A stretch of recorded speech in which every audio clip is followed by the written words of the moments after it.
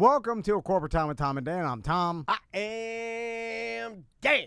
Don't forget, we'll be doing our beer release this Saturday at Hourglass Brewing in Longwood. That is the 22nd? Did I get that right? The 22nd? June 22nd, and it's the Get to Work Red Lager. It's all, celebrating our 10-year anniversary for A Corporate Time. Do you know what I say about red lagers? What? I say they are malt-forward. But damn, are they crisp. I'm not right. I like that. Man, I'm ready for this. I'm ready for a red lager. And you can go by and purchase 4-packs all day. I know Hourglass is going to be selling it all day, but our party starts around 5 p.m. We got Curtis Earth doing trivia. I love the artwork on this beer. Oh, yeah. All provided by our good friends, the Danger Brain. We've always had, cohesive... We got some shirts. Eric's going to be out there selling some get-to-work shirts and some other merch that we have. So you can come out, purchase some merch, get some 4-packs of Get to Work Red Lager. Real laid back, really fun, and obviously play some trivia with us. Yeah, and you didn't cheap out on the trivia. Yeah, Curtis Earth is hosting it. I mean, I couldn't believe it when I saw you that you got the big dog. It's all business themed trivia. But not everybody gets Curtis Earth is my point. Yeah, you could have just said hey, Dan, get those old trivia questions you had from the nickel beer trivia where you just would put no effort into it. Yeah, that would be cheaper. It would be so much cheaper because Curtis is I'll say what I'll say. Curtis is Orlando's Jelly Roll of trivia. All right. Is he going to like that? He's an immovable force. He's an immovable force. He's been doing it longer than anybody. Yeah. Somebody save me. I've got a problem. I'm not okay. But it's all going to be all right. This Saturday at Hourglass Brewing in Longwood. Indeed. So we had a longer Father's Day weekend, and I know you were celebrating Maisie's birthday and your own birthday. Yeah. Because your guys' birthday are a couple days apart. My birthday is June 12th. Maisie's is the 15th. June 12th, not the best day around old Orlando. Yeah. So I've moved mine to the 15th just for fun. That way, I would explain this to somebody at the water pool we went to. I was explaining to the actual waiter, and he goes, you know what? That's a really good idea. He's like, I would have moved my birthday too. It's like, just makes it for a better vibe. That way you can remember and be solemn on one day, and then the other day you can maybe be a little more reckless and fun. So it was really good, man. Maisie is a 35-year-old woman. She is turning 9, but inside of her, she is a 35-year-old woman. So she just wanted to take a couple of her friends to a water park and swim for a bit. Yeah, I mean, that's easy breezy. I like that better than putting on the whole standard where you get 20 different kids at some park. I think you're ordering. Andrea said we're done with parties. Yeah. And it kind of hurt my heart a little bit. What? Because that is one of the things that parents have shifted. Because the birthday party, the simple. I'm not saying the My Sweet 16 where I'm buying her a Maserati. I'm talking about what happened to the standard. You got a cake, and you invite 35 people over, and they all bring a gift, and it's just the standard. And there's no pool. There's no swing set. There's no inflatable house. It's literally you're playing inside the toys that we have. That's the fun. That's cheapo. That's a Bobo Cheapo. No, but that used to be the Bobo Cheapo. Used to be what everybody got. If you do Can that, we say Bobo Cheapo? Yeah. If I show up and it's just your house and there's no inflatable slide or anything, but that used to be the thing. No, I'm gonna kick your mailbox down. But that used to be the thing. Well, it's 2024. I feel like you're part of the changed. problem. I've been thinking about this over the weekend because my daughter is so absolutely simple. All she wanted for gifts is skincare products. That's what she wanted for her birthday, skincare products. I'm serious. She's at a cooking camp right now, learning how to make homemade empanadas. She's 35 years old. So I think you're part of the problem. It used to be you could have 35 kids show up and go in the backyard. We're making hot dogs. And they'd be like, yeah! But they don't do that anymore. Yeah, well, it's not the 70s. This is 2024. You better have an inflatable. 80s, sir. It would have been the 80s. I would have been 4 and 80. You better do it at some sort of Elevate 3500. I want the go-kart. I want everything free. Anyway. The chat room, Ghost in our chat room. By the way, this is all live on YouTube and Twitch, and you can join us every day. We'd love to have you. He says, I had a standard birthday party when I was a kid. Part of that is the dad not participating, too. My dad would stand in the shadows enjoying his favorite meal of cigarettes and coffee while I ate a sheet cake with my fat little friends. Yeah, that's the standard. That's what I'm talking about. Yeah. We need to bring that back. Yeah, in the It's 80s, a tougher nation. If this was the 50s, the dad would be gone at a bar. Yeah. But in the 80s, dads would just stand in the background and smoke cigarettes. My dad was he'd be there, but he wouldn't participate in any way. My dad would participate. He didn't want to participate. I still remember this story. If she's out there, she can call in and talk about this. One of my good friends, Abaco Richardson, named after the Abaco Islands. Her parents were like always in the islands. Oh. So she grew up there, and so she has a cool name. You could have said her parents were rich. Yeah. No, they weren't. They were. I will say that they were the weird parents that were not rich. They just spent a lot of time in the islands, and they always did. So she always did. It was a family thing. And so anyway, she went to do a backflip off of our diving board. This was back when you could still have diving boards, and we had that low diving board. You know, the low one that's running the tight springs. Mm. I wanted the flippy flappy, but I guess my dad nixed that, or it was too expensive or something. We had the tight springs, low to the ground. She went to do her backflip. She came around, under-rotated, and caught the bridge of her nose on the side of the diving board. Oh, man. And my dad, I've never seen a man this upset to have to put down his Salem Ultralight menthol. He put it into the novelty jumbo blob ashtray. Yeah. Outside. Made it out of glass. Made it of glass, sitting on our patio furniture, and he dove in. It's brown and black. It was orange and brown. Okay, it was orange and brown, swirly orange and brown, and he dove in, and necklace and bracelet a gleaming, and he saved her and put her on the side, check on. Then he got back out. He gently dried off, tiny shorts, went right back to his cigarette. That's what he did. Oh, let's talk about that Tesla X that you got for the weekend, because you showed it to me on Friday after the show. You're like, hey, come check this out. And that thing is pretty damn cool. It's freaking awesome. It's the most expensive car. Look, I know I'm a dweeb, and I'm not like necessarily a mega car guy or anything, but it is completely the most expensive car that I've ever been gifted to just drive around. So the actual car that I was driving in was about $115,000 new. The one you and I were in. Yeah. And it's a Model X Plaid edition. Yeah, right? Model X Plaid. I guess it has every single thing you could throw at that car. There's nothing you can't get a trim higher. There's nothing higher. It's the fastest production SUV I guess they make right now. It's 1,100 horsepower, 0 to 60 which is 2.5. insane. I stopped it a little bit with you. Yeah. And you've been in my car. Yeah. But my car is literally like, it might as well be a VW Bug. 1,100 horsepower is insane. It was crazy. But this car was like comparatively to my car. No, it's a nice car. I have a nice car. And I treat my car like a nice car. You've been in it. You can eat off the floor in my car. Yeah. I treat my car as it's something, it was the way I was raised. Yeah. My dad raised me. I always treat my car nice. But this car, comparatively to my car, makes my car look like a bucket of bolts. And Maisie told me about it every time we drove it. Every corner, she'd be like, oh, so much better. Oh, look at this roof. Look at the sound system. Oh, we have video games in the back. Oh, she has her own little screen in the back, and she was watching Dance Moms as we're driving down the road. So what's interesting is me and Daniel were talking about this Friday is the Plaid edition and the regular Model X. There's no mechanical difference. There's one. Okay. The X has one more motor. Okay, is that what makes it the faster? Yes, that's what makes the other one is right around 680, I think, or 620 horsepower. Okay, so it does have an extra. I have been doing my research. It comes with one. It's got because we were talking motors. Whether it was just software difference. Well, a lot of it is. In my car, the sad thing on my car is that you can have and I know BDMs that have the same car I have. They just haven't unlocked all the features.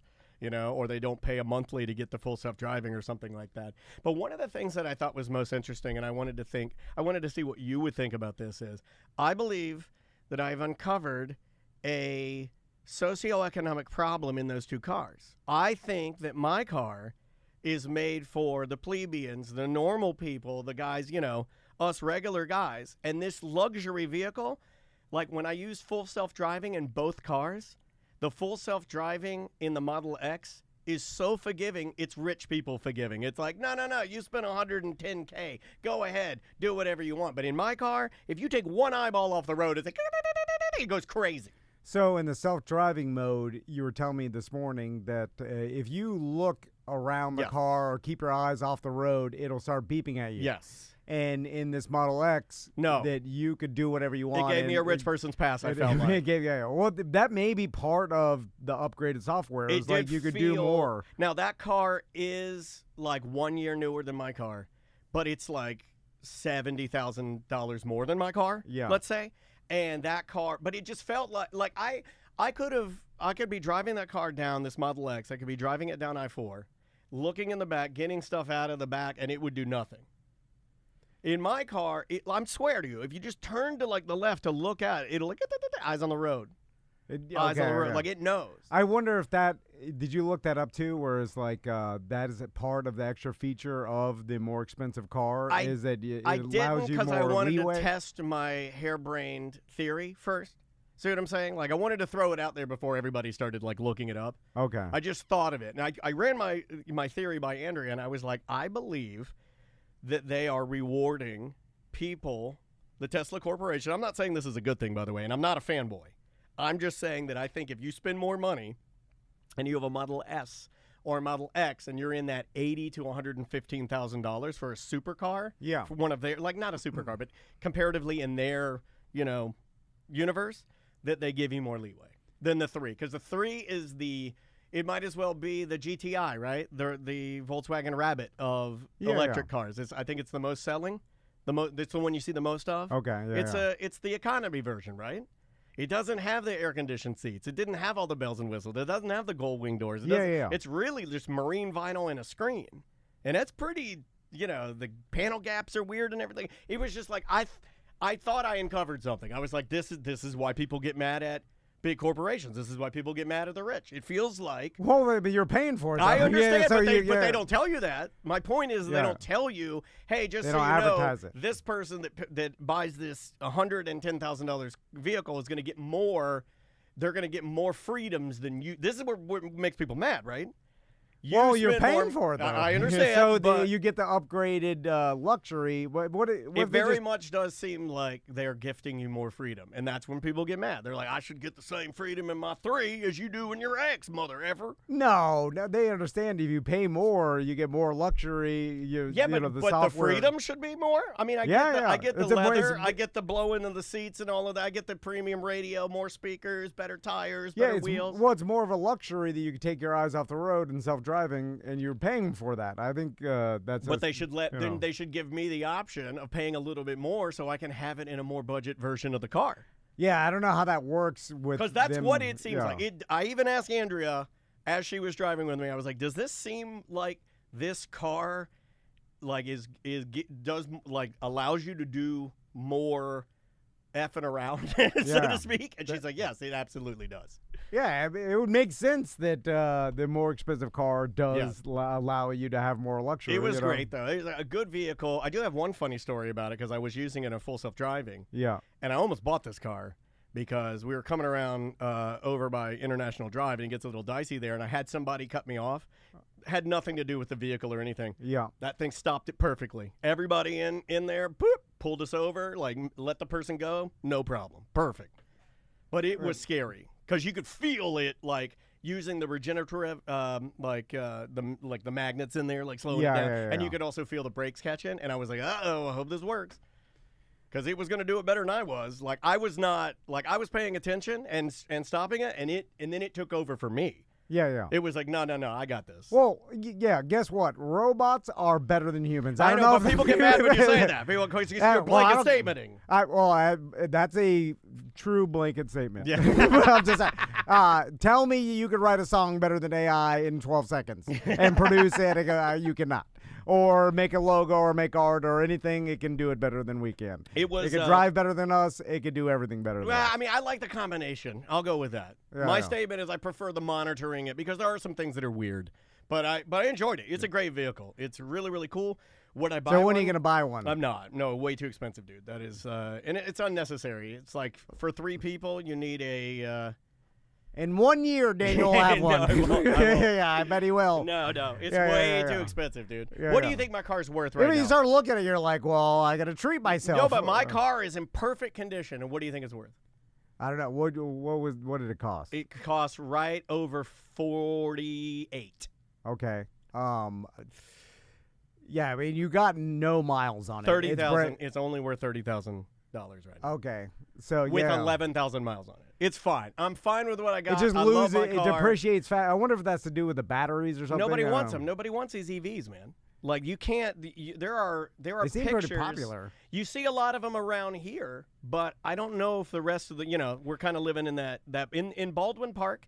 You see so many EVs that if you like lived around here like I do, you would be like, oh, everyone has one. Not the case. I think, okay, we spent a lot of years understanding the value of used vehicles and mileage on cars. Yeah. And we have no idea how to put that towards batteries and used vehicles. You know what I'm saying? Right. We don't understand. Yeah. Like, we know what, like, 50,000 miles on a car, on a combustion engine car, we're like, okay, that's not much at all. You know, like I got at least another 100,000 miles out of this car before I have any major. You know, you're just doing the math. Like, but then you would say 50,000 miles on an EV. You're like, oh, I don't know. Is that a lot, a little? You know, like how much is the battery? Like how long do the battery? We don't know. It's also new to us. Most of the guys that I see in I mean, we know it's easy to look up, but we don't understand it as much as we understand combustion. Most of the guys that are in any of the groups that really drill down their cars and put a lot of wear and tear on them, that like 8% degradation on the battery, so still getting 91% out of the battery. I'm like, that's all right. And I'm sure you got 140,000 miles on the car and you only lost 8%. I'm like, that's pretty good. And I'm sure there's some sort of way to hook up some equipment or see what the lifespan left on a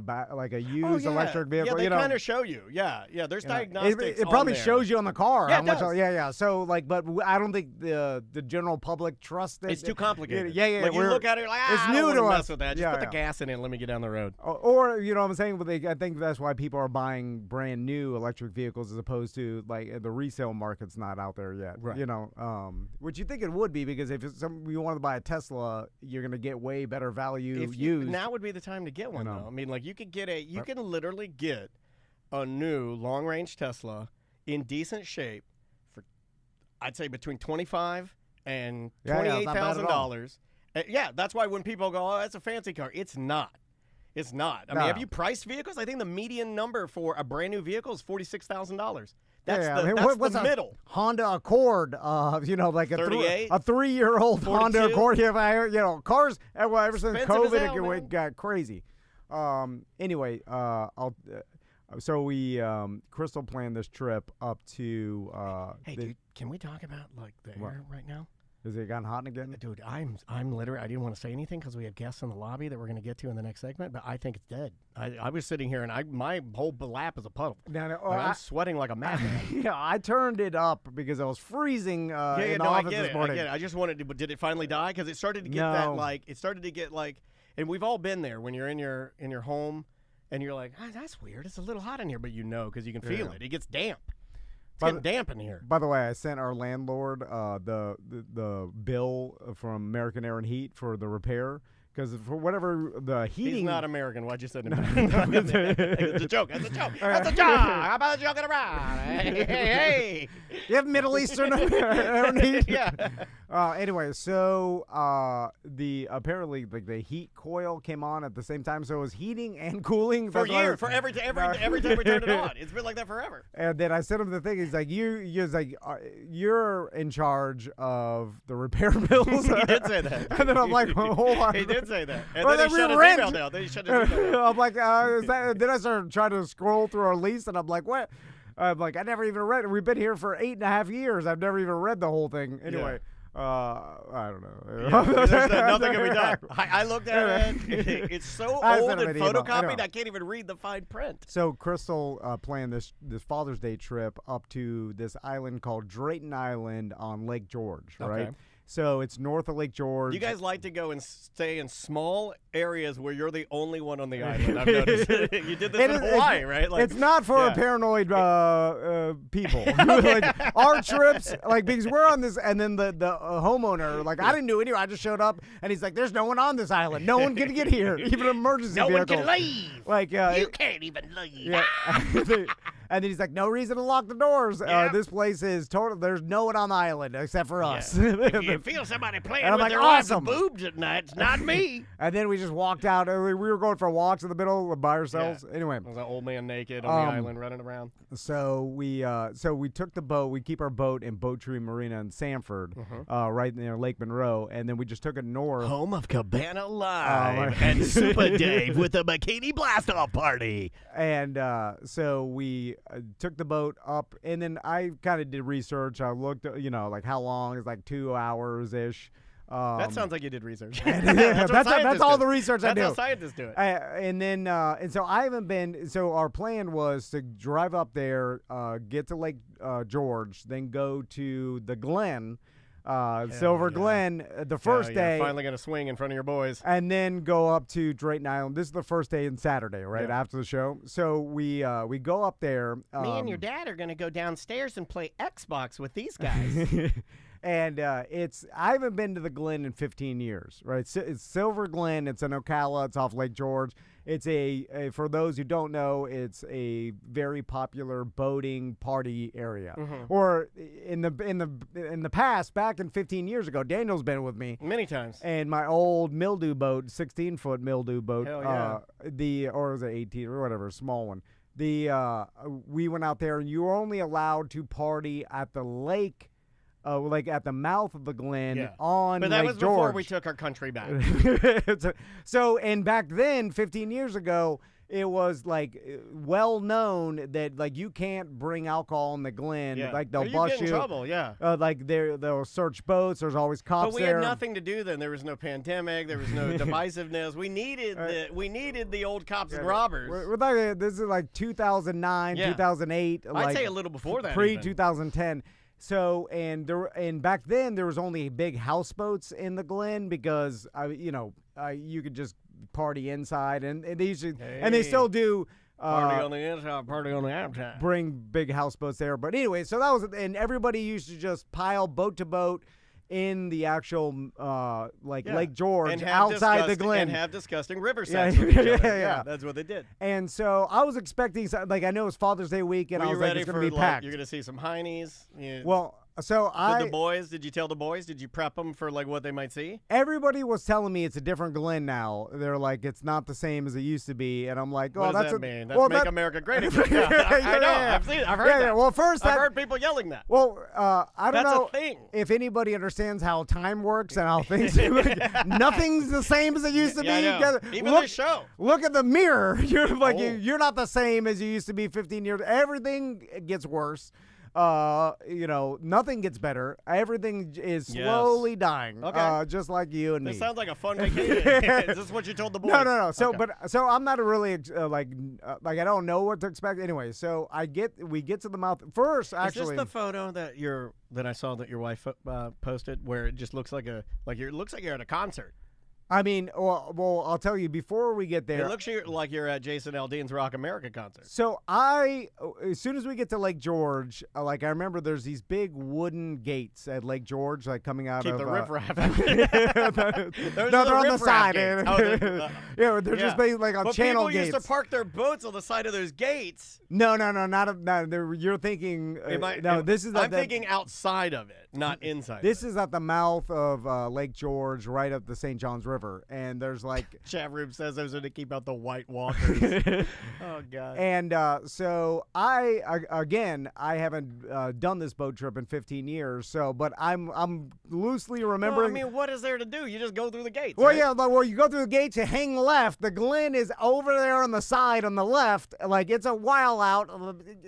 About 400 Mississippi. Okay, 400 Mississippi gates. Yeah. Whatever, give or take. Yeah, I don't remember exactly. Like I remember back in the day, we used to follow. I do understand your Mississippi's when you say that. We used to follow people, like when we first, like Ed Sinez showed us how to get there back in the day, and then I kind of knew. It's like finding where the leprechaun hides his gold. There's you got to go around a cloud. But it's funny is like I remember 15, 20 years ago, no one had GPS on their smartphone to show you exactly where. You had to follow a guy and his wife's thong. You had to follow some guy's wife's thong in there. You kind of had to know someone, because it is like it's an exclusive club. Well, no, you'd get there eventually, but if you just have to hug the side of the lake. What are you, a firefighter trying to get out of a house? Anyway, so we take off. I'm heading there, and I see some boats parked. I'm like, there it is. You gotta on look the left. For what kind of boats though? Are they mom and dad boats? Are they party boats? They're just you didn't have your glasses. A bunch of lake boats. They're parked there, and it kind of reminded me of the Glen. I'm like, oh, there it is. So we're going, and you started to get a simic. You're happy to be there. I start slowing down because I'm like, oh yeah, let me just be cautious here. I haven't done this in 15 years. And then Crystal's like, "Why are you slowing down? Don't be a P word." Oh, yeah, I like Crystal. And then so She's like, show him what this boat's made of. right when she said that, we were like, we run aground. And so I immediately pull back on the throttle. Oh, you hit Condom Island. And then I'm like, why? Like mud, like underneath. Oh, I look mud behind, underneath. and then so you immediately tell the boys, get behind the boat and start pushing it. It's the safest thing to do. we are not at Silver Glen. We're at some other place that like way before Silver Glen, and there's just You're a bunch of boats. Tallahassee Springs. There's airboats out there. Yeah, it's some other creek. Anyway, Crystal's like, we're not there.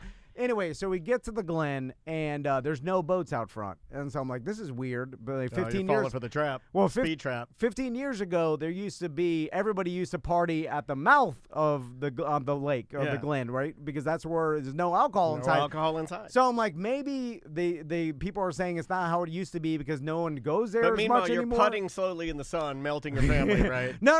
I'm just heading inside the Glen. Now, there's other boats following me and in front of me. Like, you started a chain now. There's a line of boats. Like, and this is Father's Day weekend. This is like this past Saturday. So as soon as we get into the Glen, I see lines of boats, and it is, I mean, the most amount of boats I've ever seen. I mean, in the I've Glen. been with you maybe 10 times. So how many would you most you've Oh, ever there's seen? 300. Ever? Oh my dude, God, 300 boats. You can't fit. How do you fit 300? There are boats in business boats selling barbecue pulled pork sandwiches. There's boats. There's a barbecue barge. There are boats selling rafts. There are boats selling ice cream. Oh my There's, God, trash everywhere. Oh God. There are. It's like they built a city inside there. This is how Crystal River was near Andrea's dad. It's is like, crazy. There's like people. There's little pontoon boats that are full blown. Might as well be what are those things called?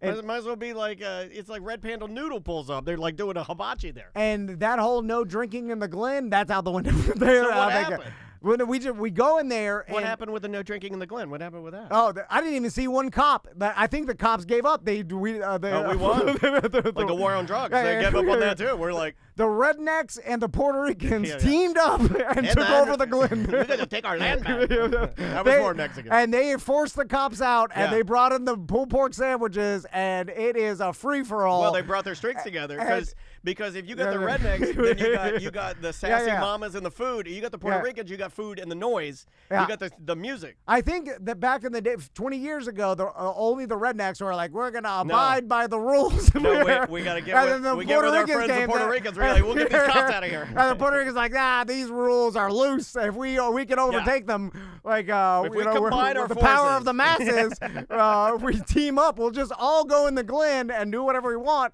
And that's what's happened. I love it. Now good job, guys. There is no cops, and it is a total S show. So then we're pulling in. Everybody abides to one radio on at one time, right? My anxiety is 100 because I'm going idle speed. Did you use right? the emoji when you said that in your thing?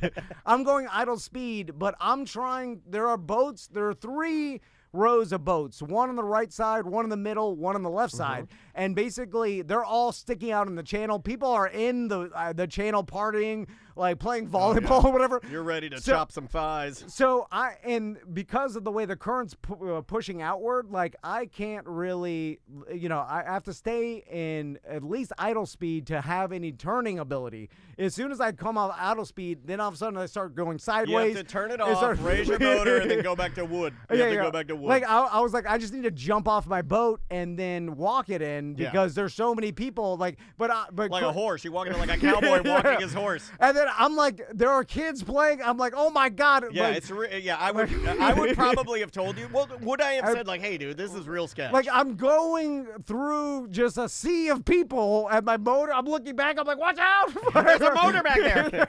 Like people don't know that. There's a motor. It's gonna chop your feet. There's a chopping machine, and no one cares. Everybody's drinking, drunk. Like I remember, I'm drinking at the Glen. I'm like, there used to be rules. I'm like, there used to be cops. People are like, it's fine. Put your chopper in the water. It's good. And so anyway, then we went from there, and we only spent a little time because then a storm came. So this was created a melee. Yeah. So it becomes an every man for himself. So all of a sudden we're in the Silver Glen, and we're like the boys are diving down looking at the fish, and all of a sudden the lifeguard on duty. There's, by the way, one lifeguard. Hey! There's 300 people. What's he gonna do? He's gonna call the cops. That's what he's gonna do. I'm like, if anything happens, sir, you're not gonna be able to do anything. Like this, they're barbecue food truck. You were outnumbered at 100. Yeah. You might as well just go buy a pulled pork sandwich.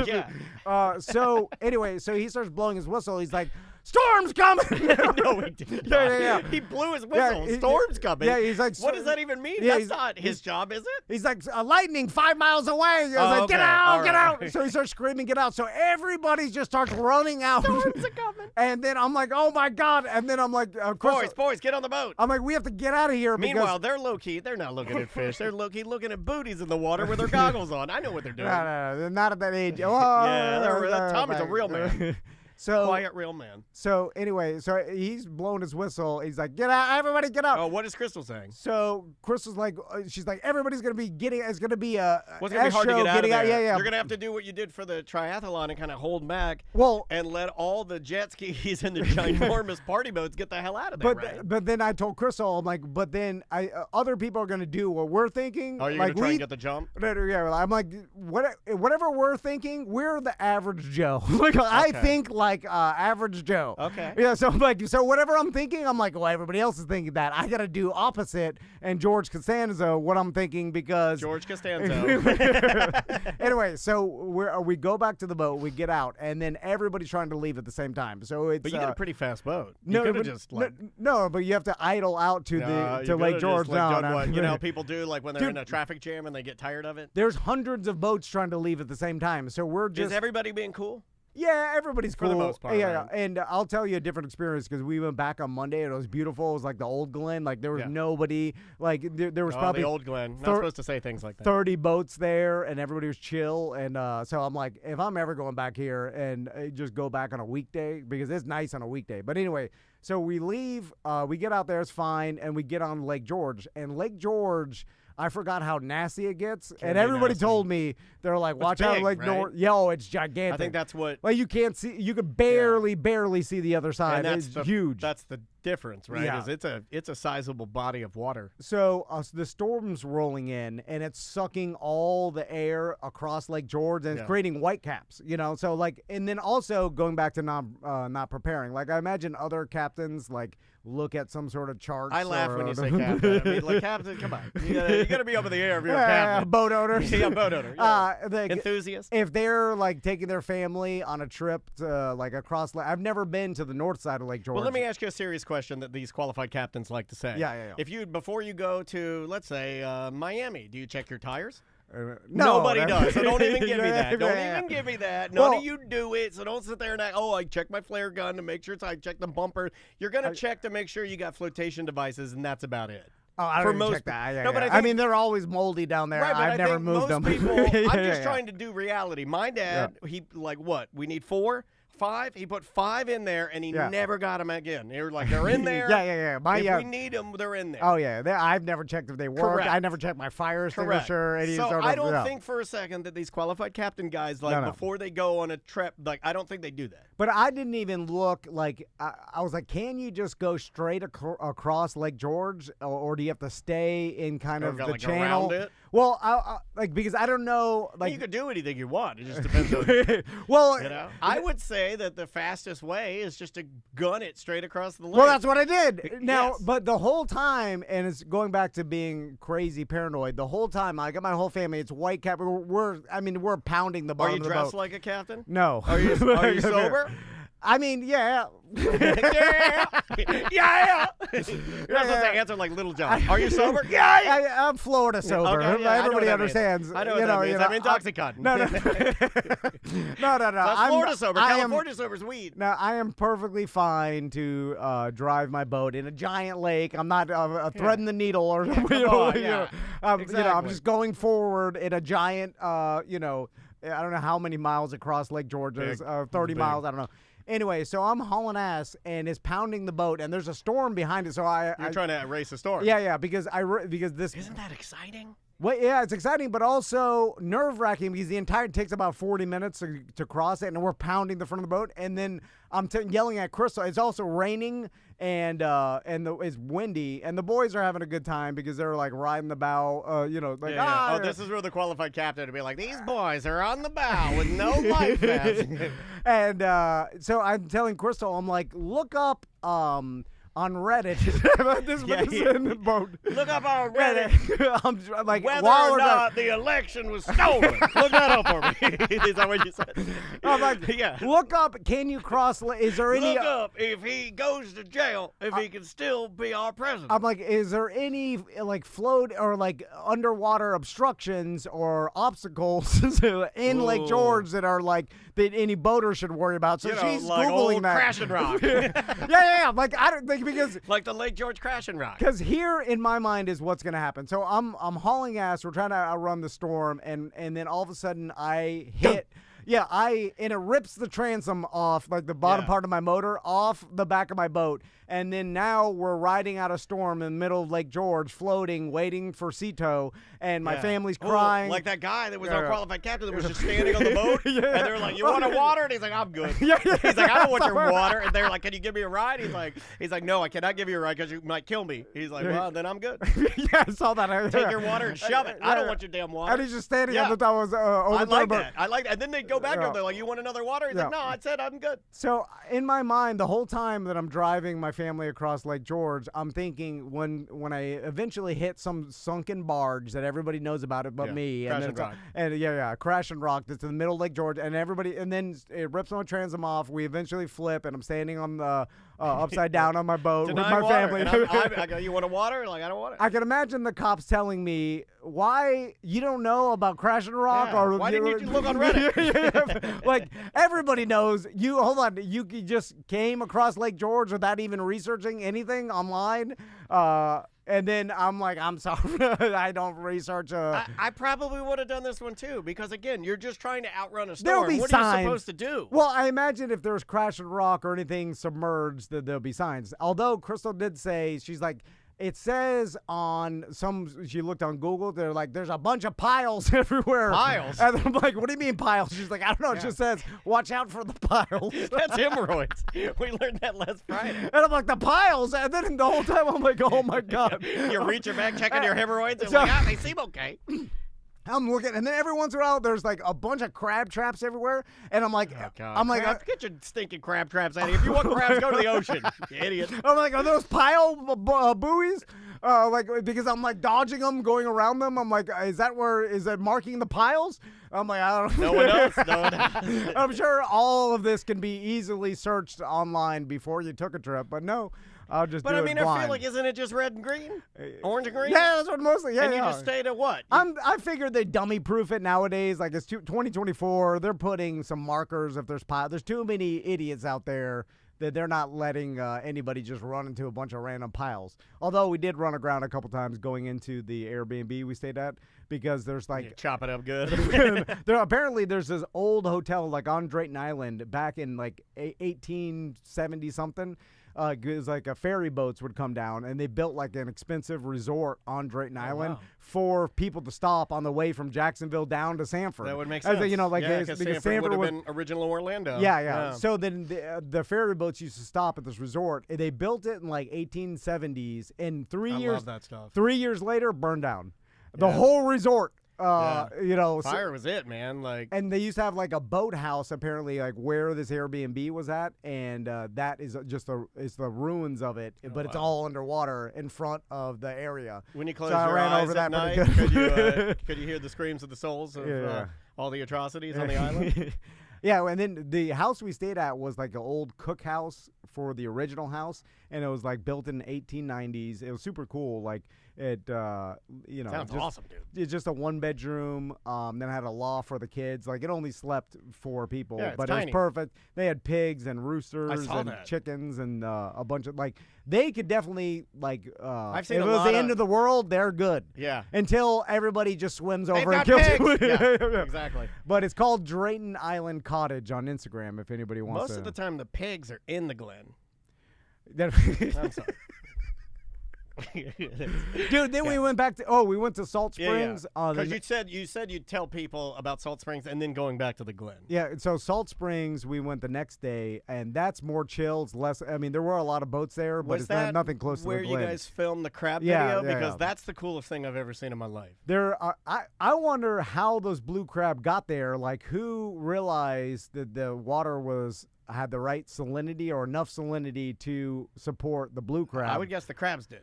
Well, I don't. Well, they'd have to get from the ocean because they long migration. One crab. That'd be a good children's book to write. I'm sure someone threw a blue crab in there and they just multiplied over the years. It'd be interesting. That's an excellent children's book concept. Yeah, but so how did the blue crab get there? There's a bunch of blue crab in Salt Springs because the water comes through a bunch of minerals and salt It's deposits. awesome. I mean, it looks magical. And then your wife got this video of this blue crab or it was you. Oh, Who was Crystal. it? It was Crystal. The crab comes up to your lens and is like, "Get out of here!" Yeah, He yeah. smacks it. Oh, people. I mean, when I say it's not as crowded, it's still crowded, and people are just stomping them good, trying to grab. Leave them alone. Yeah, we saw a bunch of the crab. Crab again, eating other crabs that people have smashed. Everybody's just in there, chopping at the fish, and it's mayhem. One lifeguard again. Oh, all of our captains have now made their way into the chat room. Yep. Salty Captain John says, "Guessing you're not running a chart plotter with depth-sounding contours on the chart."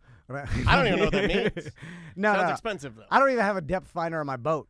Just a compass, which I don't know how to use either. I like that. My dad said depth finders were gay because he's like, it's cheating. You're cheating the fish. No, I'm kidding. It's not true. And then now everything is on Google, and Crystal is looking at the map, and then she's like, it says 10 foot. Oh, 9 foot, 7 foot. I'm like, how are you looking at the blue dot? That's not accurate. And then, you can't.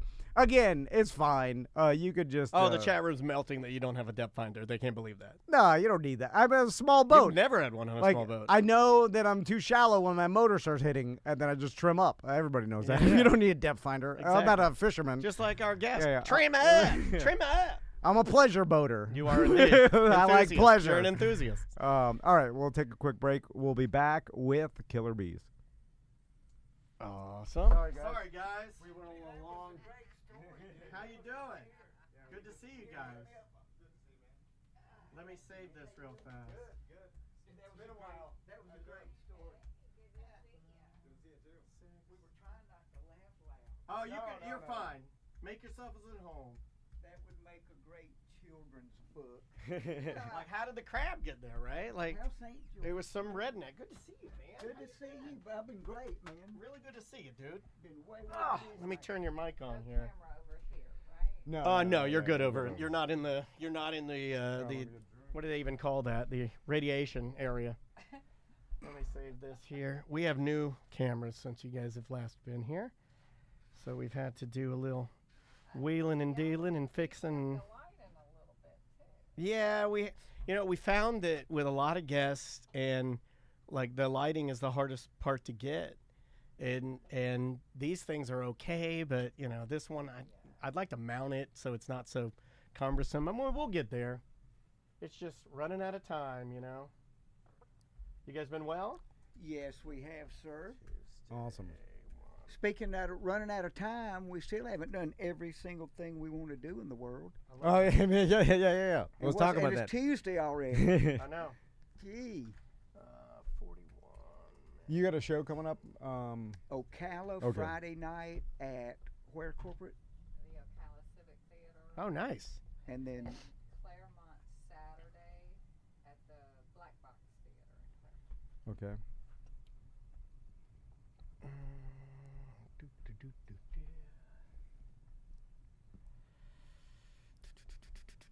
All right, let me use the restroom super fast. I apologize. Do we have on the same shoes? I thought we do not. I thought we might We have do the not. same on. Yeah, I got mine in the men's department.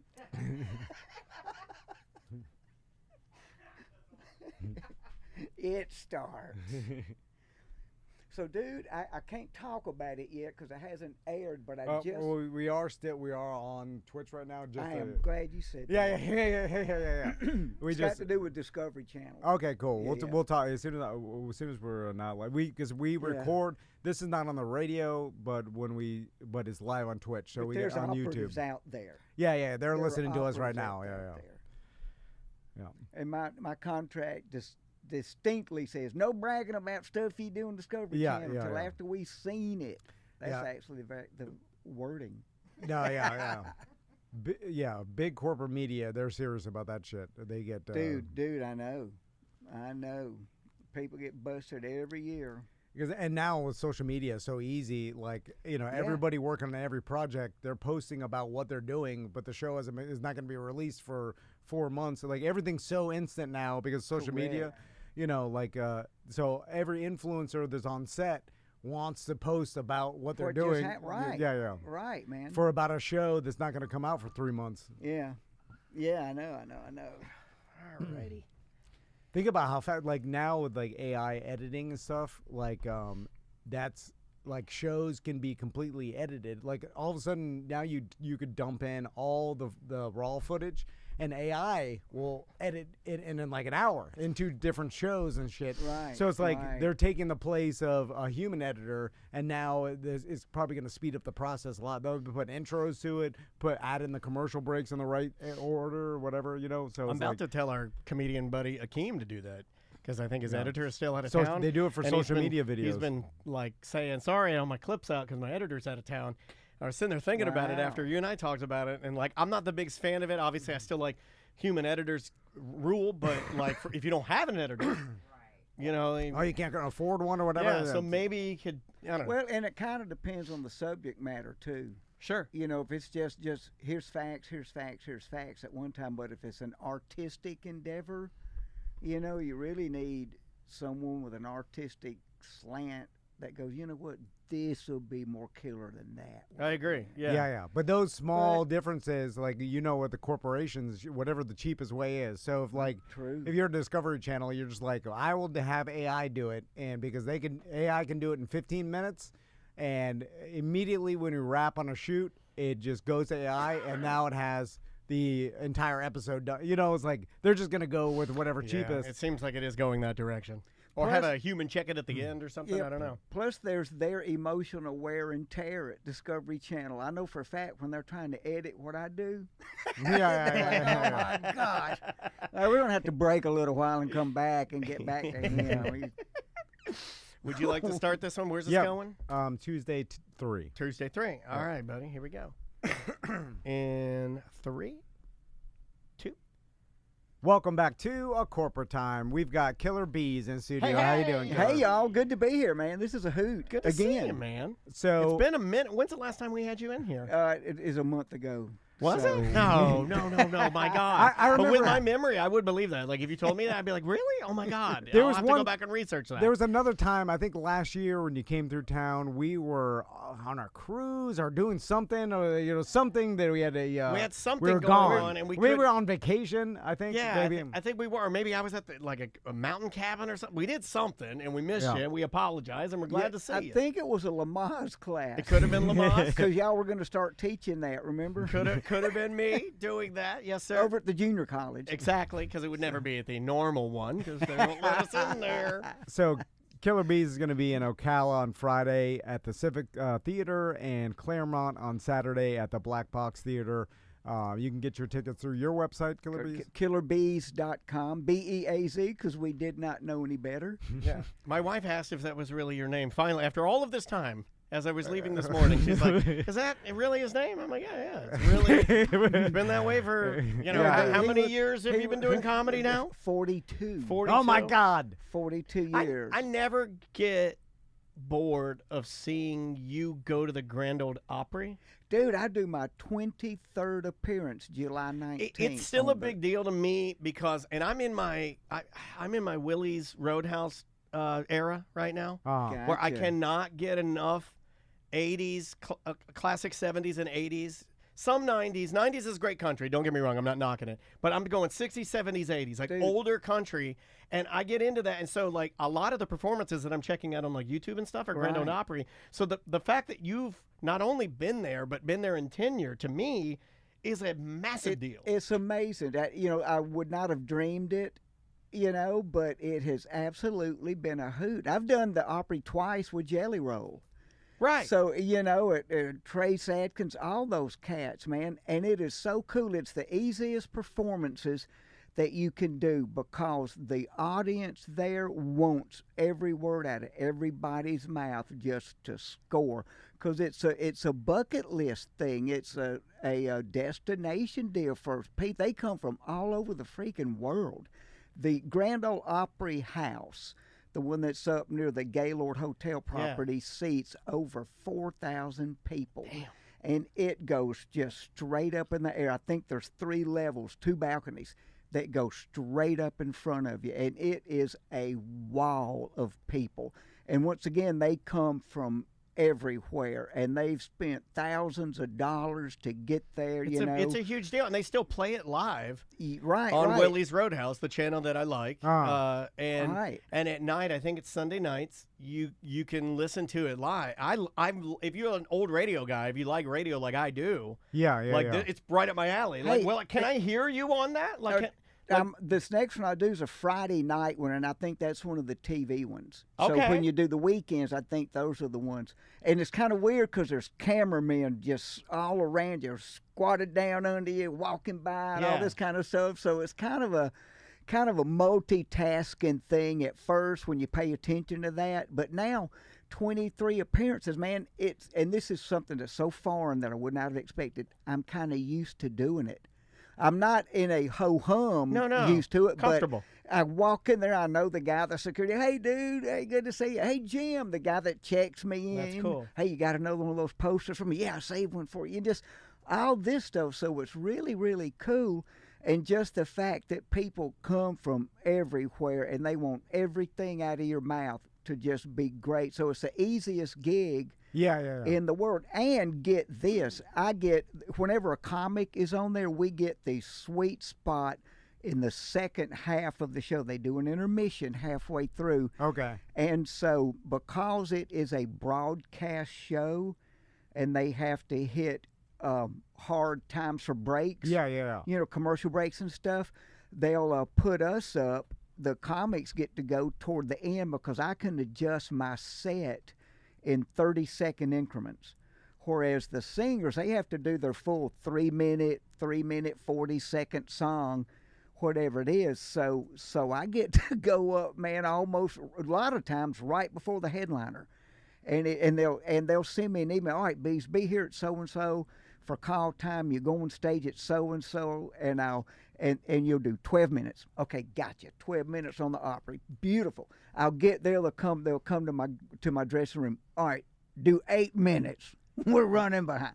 Okay, you got it, boss. Whatever. And can you easily switch your set that fast? Dude, 42 years into it. Oh yeah, yes. yeah. So 8 minutes, but 12 minutes. You know exactly. Okay. Exactly, yeah. Dude. And so it doesn't throw me at all. It doesn't throw me out because I go, okay, sure, I'll leave. I look at it I'll like leave 2 tag times out, 2 tag times, or I'll stand there and stroke the audience. Man, y'all are so awesome. Thank you so much for allowing me to entertain you, your hard spent time and monies. All right, see you later. Pew! Yeah. And here's what I do. The piano, the whole orchestra sitting there behind me. It's a grand thing, dude. It's amazing to be there. The piano player, I have this thing with the piano player that they'll give me a 1-note ding through my one little monitor that's in front of that circle on the floor. They give me one little ding on it just through my monitor. The audience doesn't hear it, but that's my 1-minute sign. And then I can just wrap up the story or throw in a quick. I like piano over light is cooler. Yeah, it's very cool. I think it's better than light. Light you can see, but the fact that that's neat, Beaz. That's a cool story, it's dude. so neat. And they have great popcorn. And that's like, it's also, hold on, that's good. And also, I like the fact that you're making maybe, quite possibly, a Grammy award-winning pianist to, they're doing it for. I like that you're belittling the pianist. So they can give you one note. Like, you're working working for me. I'm Killer Beaz. I like that. I don't term it working for me. I just use the word serve. It's my understanding you're here to serve the talent.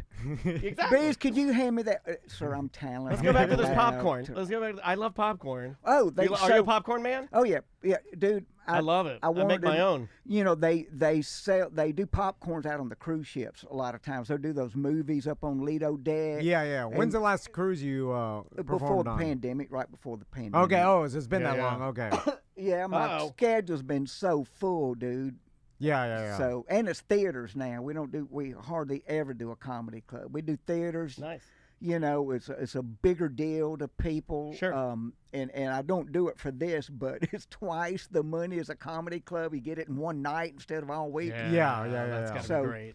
And then you can promote it to your own, like the people have been watching you for so many years. Oh, yeah. It's like you're coming to town. They're coming. Right. You know, you don't need the promotional engine of the regular comedy club. Which Correct. We were just talking about this. Like you're just cast netting. You know, just like throwing it out. Yeah. You do your own venue and promote it yourself. Yeah. Now you know exactly where to go. And you can pinpoint. Your message. And Terry Corporate, as we call her, is real good at that kind of stuff. Man, we look at these markets that I've had name recognition through media, radio, and stuff for decade after decade. And not really giant big towns, places where they don't get a lot of entertainment. Man, and we go in these studios, and it is delightful. Best audiences ever. That's great. You know, it's people like us, just regular people. Sure. And so it is really cool to do. But I got to tell you, Please. popcorn on a cruise ship. Mm. You know, they give away popcorn. You'd think it was diamonds in those boxes, the way the parents tell their kids, you come back with that 5 boxes, that stuff. So I was going to write a joke about popcorn, Googled it. There's nothing funny about popcorn. And I go through this whole thing with the audience. I go, there's nothing funny about popcorn. I go, you pop it and you eat it. It's not even funny. I go, but I did learn this. I go, fun fact, Chicago, Illinois consumes more popcorn than any city in the United States. And I go, and y'all are welcome. And they're kind of like, well, yeah, thanks. And then I go, they love popcorn in Chicago because when it's popping, you can't hear the gunfire in the neighborhood. No. They're like, he's right. They're all shooting each other. We know that. Right. Less of them, more popcorn for me. And then most of my fans out there, you see them reach over, make sure their safety's on them, their pistol. Yeah, exactly. Yeah. Thanks for the reminder. Beaz, you still live in the same that house that we talked about, and the property though that's super old too, right? Like 1800s. No. Oh, okay. Oh, no, we just have that much trash stacked up. I thought you were going to tell me like, no, we had to sell it because, and we're super You're sad talking about about the castle with the moat? Yeah. That we had the big to-do about whether to put. When you build a moat around your house, y'all, I don't know what your statutes are in your state, but in Alabama, you have to have a manual switch for your drawbridge. You can't have an electric eye, as we called it growing up, motion detector to raise or lower your drawbridge. You have to have an unobstructed view of each end of that bridge and a manual switch, whether it be push button or toggle. Oh, really? Doesn't matter. But you have safety. You have to stand there and watch when the drawbridge goes up and down. You cannot let it be automatic, or somebody might get chopped in half. Yeah, that's And true. then- Hold on. I I don't think we ever talked. It'd probably be an unhoused So you got person, to right? Like just like get away from my. What are you doing over there? So you got a drawbridge to get into your house. Well, you got to get across the moat. Okay. And what I was going to tell y'all, that was a whole big thing, whether to line the moat with vinyl or to make it with gunite. You know, We couldn't certain afford a posts- gunite pool. I had a vinyl liner growing up because we couldn't afford gunite. And gunite will grow algae and stuff on it. So will the vinyl liner, oh, right? really? When I was growing up, we'd get mustard algae, and my dad would have me down there with the mask on, scrubbing it. It's probably killing me. I'm putting it all over my body. Well, now, see, my problem, though, with the vinyl is that if you have to drag for a body in your moat, then those hooks Tear up can your tear vinyl. your vinyl. That's You know true. what we did? we That's an excellent point. we put the shell of a Volkswagen Beetle. People come and dive in the in our moat, and we put the shell from a Volkswagen Beetle down there for people to dive on and that kind of stuff. We want more stuff to put in there. Is the water clear? Of course. Okay, So so you think I have muddy water in my moat? Why would you ask me that? You can So- storm out if you want. Like, I would be insulted Hold on, if you- somebody said that to me. you have a gigantic Clearwater moat? It's not gigantic, but it's way bigger than a lazy river. Well, if I that's mean, what you're asking. You're not even asking me about the lawn ornaments. Oh, what? Medieval battle stuff. Catapult, the ram thing, battering ram. Oh, you got that they in don't your lawn? Work. They do not work. They're works of art, but they look like the real thing, so it's really, really cool. And so those are just sitting on the front of your lawn. Correct. Yeah, Okay. keeps burglars out. Yeah, it does. Yeah, this guy looks like a maniac. So I like it. You also cannot pour boiling oil.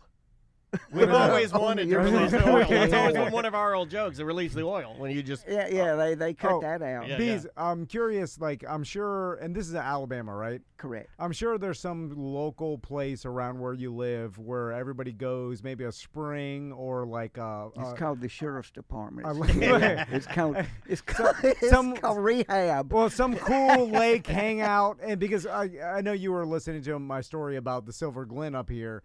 And, Right. And me and my wife have talked about this recently. Now, because of social media and everybody has a smartphone, there are no more secrets. All cool places that are cool to go to, everybody knows about. Even the And- auxiliary ones, like we went from like Blue Springs to then you'd go to Alexandria Springs, or then you go to Gemini Springs. Like Oh, it's King's like, Landing became Yeah. so insane here. Like we remember when they were trying to promote it. Now there's no reason to because social media has. In And fact- you can't hardly get in and out. And you- yeah, it's and- not even as right. nice. And you so, know? so I've been thinking about this a lot lately because, of course, the people that have been going to these places for years are disappointed because they're so packed now. But like they are a public like state place for everybody, and now everybody can use them. So it's like they're being used for what they were intended to do, which is and we're all bring the complaining public- about it because we're and- like, hey, why is everybody using yeah, this? yeah, because Right, of right. course they are, because everybody has a cell phone, and not only they're promoting it, but you can have detailed directions by people saying, here's how to get. You could have watch a YouTube video. Here's where to go. Here's how to get there early, like detailed instructions about. Are we still shaking out the to go with what you're Yeah. saying? Are we still shaking out the like during the pandemic, everybody kind of thought that all of this was going to be taken away from us, right? So we all got out there and started doing things. Is that shaking out, or did people get out there and go like, you know what, I'm going to stay out here. This is great. Now it's regressing a little bit. Like I have seen more RVs on Facebook Marketplace, and like Sure. like people are like like I remember last year in Croom Forest in Brooksville, it was like a lot A little less busy, lighter. and so like because now people are going back to doing things in public and everything. And they're not only doing outdoor activities like they were, but I'm trying to figure out how to reframe my mind, or is there a solution to all these best places, these public parks and places that are so crowded now that you can't really enjoy them like you used to? Dude, I'm going to say this. It's an ongoing population explosion. That's a whole bunch of it, man. And there's also a lot of flight from major cities getting out into areas where there are lakes and there are rivers and there are hiking trails. People But can there's- work remotely and stuff, so they're yeah, living that, now. Yeah, that too, man. But there's so many more people, man. And I see it just in having been on tour, if you will, been Right. on the road for 42 years. I see it everywhere I go. Places we've gone for decades. You know, just the population going and coming from there, man, is just amazingly. It does seem way more busy, although in like 100 years we're gonna take it back, because apparently like kids are like people are having less kids all across the world, and they like some Just people reading about that. some people think they'll eventually cause the extinction of humans because it'll just get lower and lower, and I was like, but the there is a huge population decrease coming in the next like 100 years, because like this generation is having less kids all across board, and then it will be less people but it will just take. Well, right now And I when we're won't be alive, around it to go sucks. water skiing. You know, Yeah. Well, right now it sucks for us. We'll be dead, but Disney will be so empty in 100 years. our kids.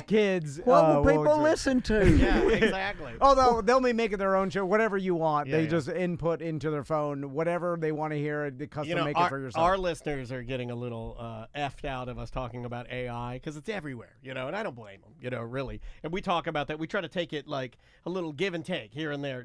Have you messed with any of that at all? You hear the sound of my voice? No. Okay, yeah, Wait a that's minute, fair. I can That's answer fair. it even better. Sorry. Hear the sound of nuh-uh. Yeah, that's fair. That's fair. I just didn't That'll know if explain any of it. it scared you or if you read any of it and you're Dude, like, uh-oh. I'm going to be honest. I've ignored it because I have so much going on. That's good, Yeah, though. Dude, there's some things I do where we do a lot of stuff with our church at home. I get out and I tour. And other than that, I'm exhausted. Well, I did buy a guitar. I bought a new guitar. It's blue. And Acoustic guitar? Nope. Oh, okay. No, it's a Electric Charvel. guitar. It's a Charvel. It's a Super Strat. Nice. It's a Super Strat. So are you still playing? Are you playing a good Every deal? day. Every day? Me too. Every day. I'm trying to dude. learn how to So- Travis pick on. I got myself finally got a nice guitar. I think I might have mentioned this to you last time you were here. What is it? It's a Martin. That's okay. It's a single O. And Gotcha. it's tiny, a little parlor guitar, but it's Right, beautiful, right. and it's like for my body geometry, it's the right Yeah, oh, size. yeah. And it's good for my finger. But man, practicing every day is a pain in the ass. You practice It every is. day. I try to. Yeah. I carry them on the road with me. That's They're, cool. you I've know. always been too afraid to do that, especially with this one because it's one of my only nice guitars. So it's like putting it in the case, but I guess you'll never play it unless you bring it along. Yeah, and I don't even use a case anymore. I just use a gig bag. Nice. I quit way back in old-timey days when I was doing some projects with the Skinner guys. Sure. Ed King, my buddy who wrote Sweet Home Alabama, we're working on a project. We wrote a song that went out on a thing on He Columbia- wrote Sweet Home Alabama? Ed King did. Okay. I didn't help him write Sweet Home No, Alabama. no. I I'm know gonna that. start Yeah. that But rumor. I'm just though. saying, I'm gonna yeah. start that rumor. Yeah, like though. I'm just making sure, because one of the most popular songs without a in doubt, our. When you he know, was a teenager, dude, when he was like 15 years old, he wrote a song called Incense and Peppermints for a band called the Strawberry Alarm Clock. I remember Strawberry Alarm Way Clock. back in the 60s, he wrote that song. He was a bona fide, legit world touring rock star at 17 years old.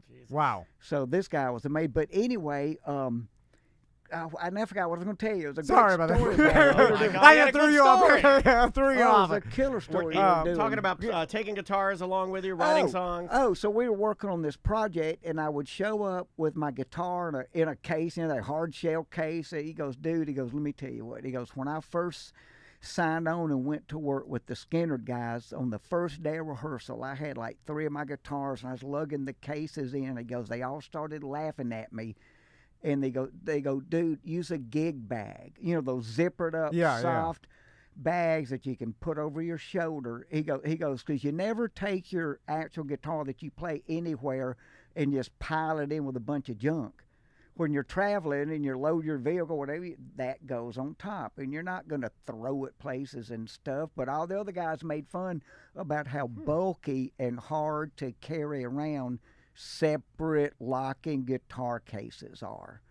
And in reality, you pay attention to them if you're really playing them, and you know where it's at, where you put it, So anyway, think about a gig bag. I'm in that- Easier to, because when you load your car up to go on a trip, you want to take it, you're going to set it gently somewhere. You're not going to just throw it in with luggage on top of it. Well, a or lot of the anything. guys in these Martin groups and stuff like that. It was my first Martin, and I'd waited for it was I ordered it during the pandemic, and it took forever to get. They had to grow the tree. It was like 2.5 years. No, but production sort of stopped. Right. Everybody wanted to buy a guitar. Oh, that too. Yeah, that too. And Everybody's wood like, and I'm going to learn a Had guitar. time. Yeah. You're right. That's man. true. Yeah. So then when I finally did get it, it's funny. I'm not one of those guys. You look on these forums, and it's not a break the bank guitar in any way, shape, or form. But it was one of those things where guys would, you'd see the guys on there, they don't even play them. They just take them out of the case. They kind of look at them, and they put them back in there. And I never wanted to do that. So mine,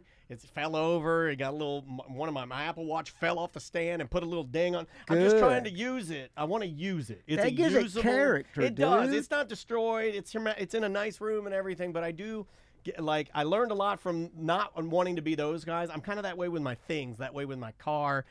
Maybe that's because I was an only child. So when I get something, I try to dial it in and keep it like pristine and nice. My dad always kind of instilled that in me. With this guitar, I'm kind of taking it the other way. I'm like, nope, just play it, enjoy it, touch it. Don't worry about fingerprints. Don't wipe it down, restring it, use it. Don't worry about it. Just use it.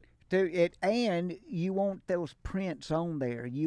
I've got my Les Willie Paul. Nelson's guitar. I've got a Les Paul that I've had for a long time that I've played so much that on the front of the face, part of the wood is kind of worn away where my finger is on it. You know, Yeah. It's got you know what, and they charge you extra money to relic your guitar if you want that to make it look like it's been played that much and has all those markings. But I've actually, Really? Yeah, it's You like pay jeans. for that? It's yeah, like it's called jeans. relicking. Yeah. It's no different Gibson than- Guitars yeah. has a thing called the Murphy Lab, where they will take a brand new guitar built to the specs of like the famous 58, 59 Les Pauls, and they will go in there and age them, crackle the finish on them. Yellow Dude, the baker's light that they use yeah, for parts. all They'll this yellow stuff, it man. with lights. And they're $12,000-$15,000 or more.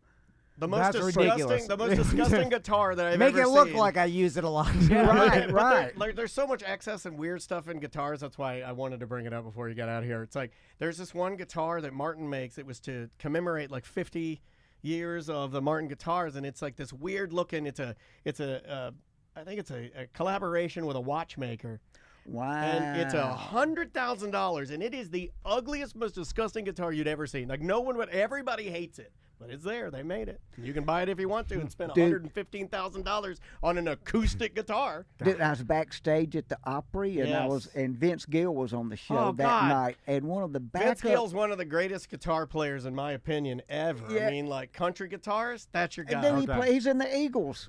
Yeah. So one of the backup singers comes up and she goes, Beaz, I took a comedy class. I went to Zany's. I took a comedy class and I did a stand-up set. It was telling me, and I go, oh, that is so cool. And we're standing here, and right over there was the dressing room Vince Gill was, and I could see him in there. The doors open. And so I go, that's Vince Gill. He goes, you don't know Vince? I never met him. Come with me. Drug me, pulled me over to his room, and I'm standing at the door. I go, Mr. Gill, do you mind if I step in and say hello? And he was tuning a guitar, dude, that had like gold inlays, Les Paul looking thing, gold, ivory, all this made me think of it when you were talking about that guitar. I go, can I step in and say hey? And he goes, that's why the door's open. And I thought, what a cool thing for that iconic of a superstar to say. So I walk in there, and I'm going, hey, man, I'm Killer Beaz. He goes, oh, I know. He goes, thank you for all your years of making us laugh. I had no idea he would know who I was. And That so sounds now like I'm, such a Vince Gill thing to say, and right? now I'm standing right there going, I was listening to Don't Let Our Love Start Slipping Away yesterday, singing it at the top of my lungs and shaking my mom butt. Although he probably Because it's a did very that. mom song to dance to. He's like, Killer Beaz is either a hip hop rapper, which are obviously there not- were. or a comedian. So he just did the quick math. Either way, it made him laugh. Either way, it was hilarious. Well, Beaz, again, you'll be in Ocala on Friday seeing you, dude. at the Good Civic seeing you, Theater, and Claremont on Saturday at the Black Box Theater, and you can get your tickets Gotta at pay you a compliment. killerbeaz.com. We have a buddy in the chat room that you know, like he's in there all the time, and he just had the nicest thing to say about you. I couldn't find the comment, but it was to the effect of that your comedy is very comforting and you put people at ease, and that's a wonderful quality to have. That when you know, it's almost like Beaz is here, so you know it's going to be a comforting comedy experience. I think that's a really nice thing that's to a say. That's a good very, observation. It is. It's very profound. You know, the first home I ever lived in was a funeral home. And I had the run of the place when I was a toddler. True story. Really? And I saw people come and go, sad people, from where I lived. I had no concept. My dad was a funeral director. I had no concept of life and death. Sure. And I remember as a child, the earliest memories, doing cute little silly stuff in the hallways of this funeral home, and the crying people would stop You're crying comforting 'em, yeah. and come over and smile and talk to me. And that is my earliest memories, and I think that is what has fueled my compulsion my entire life to make people laugh and smile. So for that gentleman to say that is a very poignant thing for me to hear. That's very That's almost affirmative. That's almost here's one all affirmation. around genuine dude, always humble every time you have him on. Sweet man. Yeah, these are the type of things that he's not dead, everybody. He's fine. He's right here. My God. I like the funeral director is like, get that hillbilly kid out of here. He's telling jokes to the mourners. I was a little bit too funny for the funeral business, too, dude. They're like, we got to get him. This my kid's got the gosh. goods. Thank right, you so dude. much for always Love being y'all. here, man. Thank you, Love man. you too, buddy. Thank y'all very much. We'll take a quick break and come back with more corporate time. Yep. Awesome. Still on Twitch and YouTube, though. Cool. Yeah, people are very happy with you, man. They love you. Wow, We appreciate you being here. That is something. Yeah, you are comforting. That's a really poignant thing to hear. Well, That I mean, say that, man. a That's hug nice. is a nice thing. Thank you again, my man. Love you, brother. Always pleasure seeing you. Man, y'all are so great, man. Y'all make that so easy too. Yeah. Well, we tried to. We've been doing it long enough where there's no need to make it. Here, let me see if I can slide around here. Give you a hug. So good to see you. Thank you. Sorry if I'm a little sweaty. Our air is barking. I think we're We were at my dad's last night. Just sweating. Oh yeah. How old is Dad? He's 83. There you go. I get up, it said on 75. 75? This big computer, I'm having it in the middle of the night, I'm squinting. Well, if it's the new one that you got to do this to swipe it down, it's impossible. My fingers don't work on You it. gotta pull the menu down, go to the Oh, did you- because he had it set where you couldn't go past 74. That's hilarious. But that's what you, at that age, I'll probably have it set 76 it is. All right, let me save this. Thanks for hanging out with us, y'all. I shot at the church parking lot. My dad hawked his Martin to take us on a family vacation to Disney and Busch Gardens when I was a kid. After I found out, I saved up my allowance and kid job money to give my mom to get another one. He was touched when he found. Oh, that's a great story. Jesus, you bought your dad a. Oh man, what are you getting some new? You getting some new rifles, huh? A fan of the show gave me and Mark and Digger matching AR-15s Those are beautiful. with under the barrel flamethrowers. Whoa, under the barrel flamethrowers. I forgot to tell you about that today, man. I've got great Well, flamethrowers. you'll just have to come back. We squirted it in the church parking lot. It was great. Where our buddy Mike Busey has the flamethrower. He doesn't have the boring one, the one that's easy. You know, like a lot of people have that one that you could buy. There's some that are propane. Yeah, he has a real one that shoots like a stream of napalm out. It's aggressive. It is very aggressive. That's really cool, dude. How long you had those? You gotta have some property to have that. See, I live a street over from here. I can't have anything fun. We, like I said, we. Yeah, let us know, man.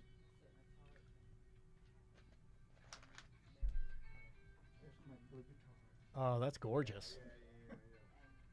It's all tricked out, man. It's got a whole bunch of pickups. Do you ever share videos of you playing? Every now and then. But I don't play in my act, and everybody would hammer me wanting me to play on stage. So I'm a good lead guitar player. I say that. I'm a decent lead guitar You look good. Yeah, I mean, musician, but I yeah. do all that stuff. Yeah. I get it. Well, you, good man. seeing you, dude. Love you too. You guys safe travels, please. Thanks again, man. See y'all. Thank you. No worries. Our pleasure. Oh, I won an episode of Master Distiller last Sunday. Oh, we got more to. No, it's fine. It's fine. We're not doing anything. I just have my cans on. It won't air for a couple of months. Okay. But the challenge was hot pepper moonshine. Ooh. And so I started to bring it from, they gave me the jars. Well, just let us know. Just reach out next time you want to come in. Just let us know. Okay. Because we have 2 more things to talk about. We didn't even fire up. All right, cool. All right, love y'all. Thank Love y'all too, man. Be good. Beaz is such a nice man. We can. He was showing me his AR-15s with an under-the-barrel flamethrower. That's badass. I want that. What would I even do with it? There's no place to shoot that. They're not even gonna let me shoot that. Shoot straight. They're gonna like, sir, no flamethrower.